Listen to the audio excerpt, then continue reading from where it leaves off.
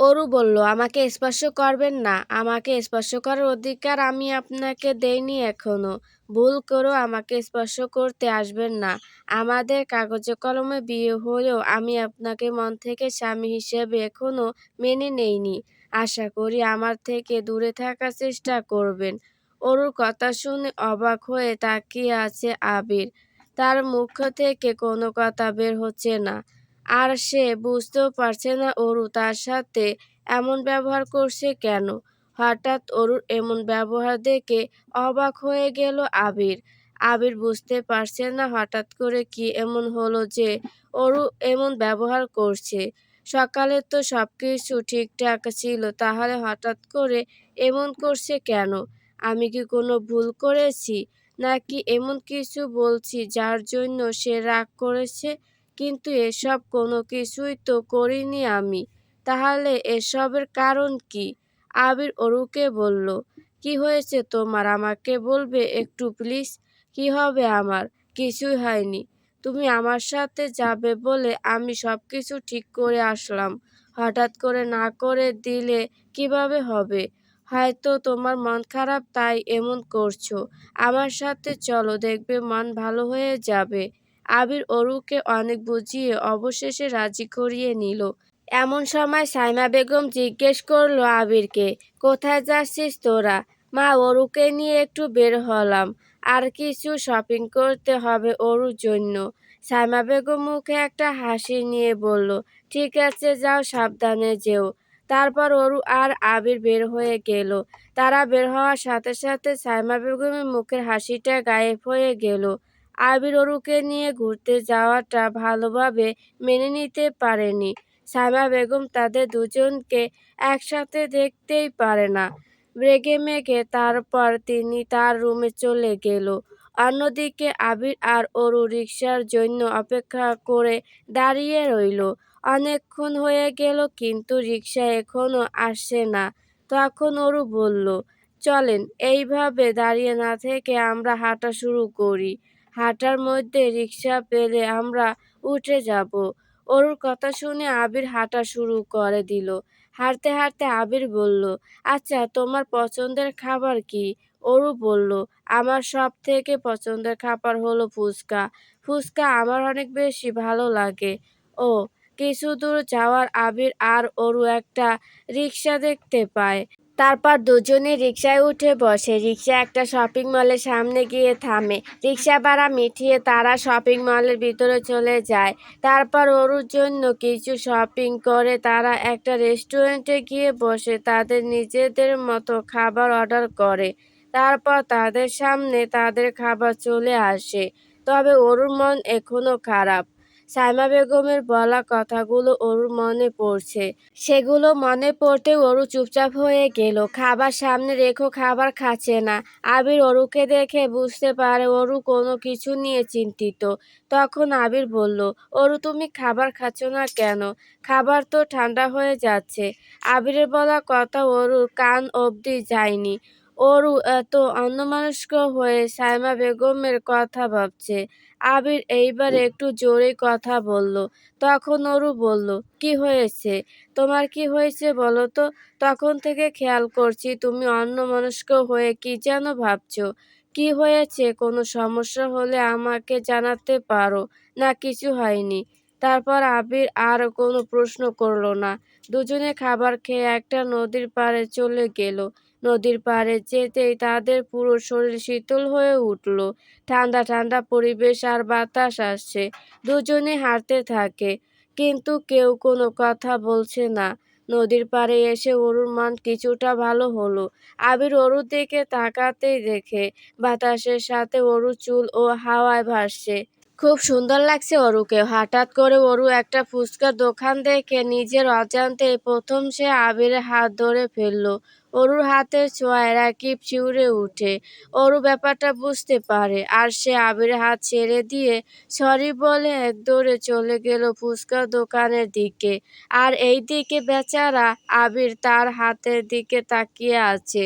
অরু একা একা ফুচকা খাচ্ছে। খেতে খেতে 2 প্লেট খেয়েছে।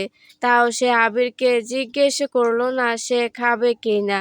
তারপর খাওয়া দাওয়া শেষ করে তারা বাসায় চলে গেল। বাসায় গিয়ে ফ্রেশ হয়ে আবির বাসা থেকে বের হয়ে চলে গেল।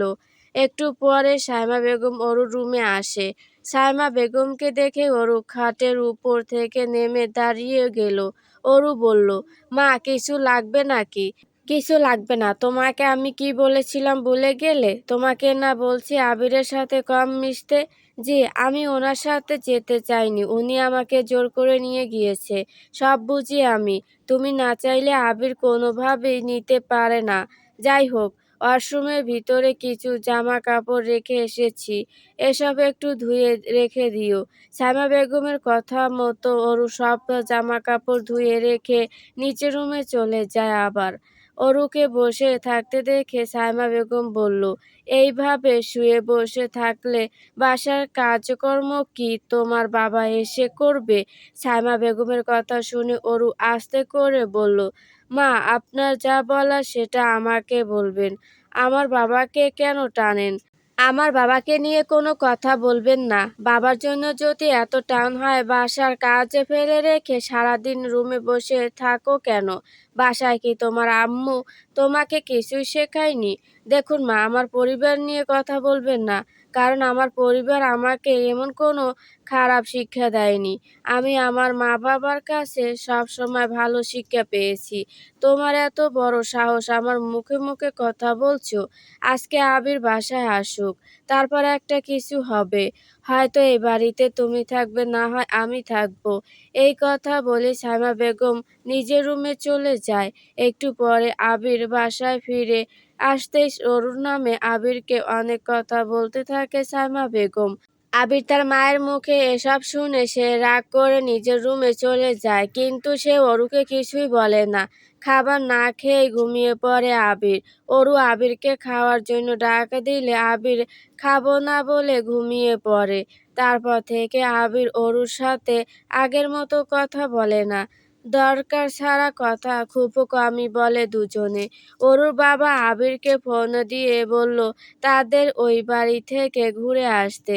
তখন আবির ভাবল যে অরু ওই বাড়ি থেকে ঘুরে আসলে ঠিক হয়ে যাবে, মনও ভালো হয়ে যাবে। আবির অরুকে যাওয়ার কথা বলল। অরু যাওয়ার জন্য রাজি হলো। সেদিন রাতে আবির তার মাকে বলল তারা কাল সকালে অরুদের বাসায় যাবে। এই কথা শুনে মনে হয় সামা বেগমের গায়ে আগুন ধরে গেল। তিনি আর কোনো কিছু না বলে খাওয়া দাওয়া শেষ করে নিজের রুমে চলে যায়। নিজের রুমে গিয়ে ভাবতে থাকে কিভাবে ওদের যাওয়া আটকানো যায়। সাইমা বেগমের মনের ভিতর একটা ভয় কাজ করে। ও বাড়িতে গেলে যদি তাদের মধ্যে আবার সব ঠিকঠাক হয়ে যায়, আর যদি তারা দুজনে একসাথে বেশি বেশি সময় কাটায়। সাইমা বেগম প্ল্যান করতে থাকে কিভাবে ওদের যাওয়া আটকে দেওয়া যায়।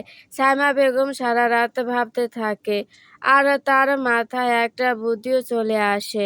সাইমা বেগম সকালের অপেক্ষা করতে থাকে। অন্যদিকে অরু আর আবির চুপচাপ হয়ে আছে, কেউ কারো সাথে কথা বলছে না। হঠাৎ করে অরু আবিরকে বলল, একটা কথা ছিল। বলো কি কথা? আপনি কি কখনো কারোর সাথে প্রেম করেছিলেন? কাউকে কি কখনো ভালোবেসেছিলেন?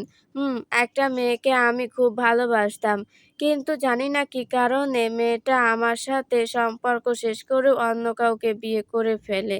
আপনাদের গল্পটা শুনতে চাই, শোনাবেন আমাকে? আজ না, অন্যদিন। এখন অনেক রাত হয়েছে, ঘুমাও। আমার ঘুম আসছে না। আপনার গল্প শুনবো, বলেন প্লিজ। ওকে, তাহলে শোনো।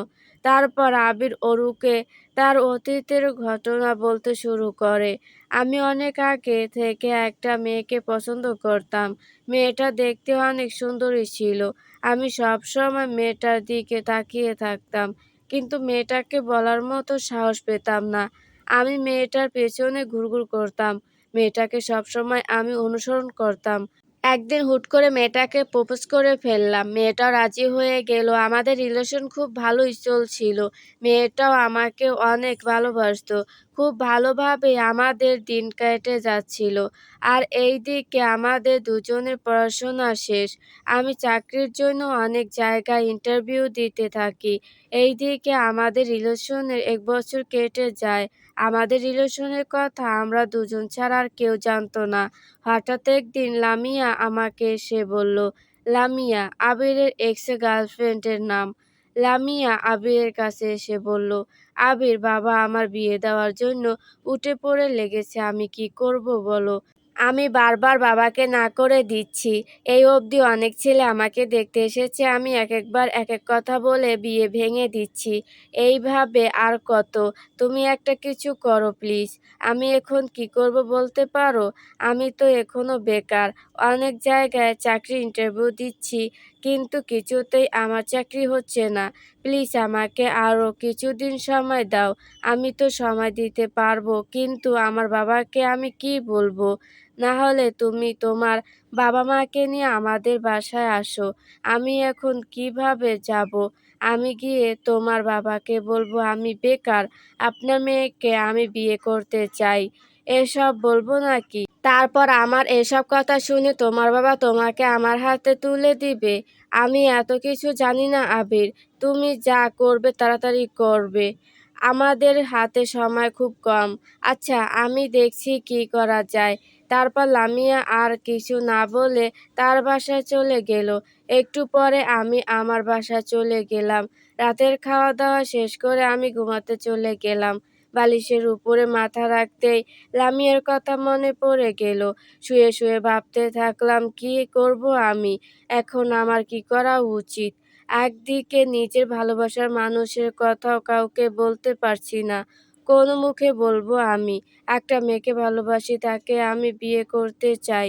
যেখানে আমার খাওয়া-দাওয়ার সবকিছু আমার পরিবার দেখে, সেখানে আমি আরেকজনের কথা কিভাবে বলি? কিছুই ভালো লাগছে না আমার। এসব ভাবতে ভাবতে দেখি লামিয়া কল দিয়েছে।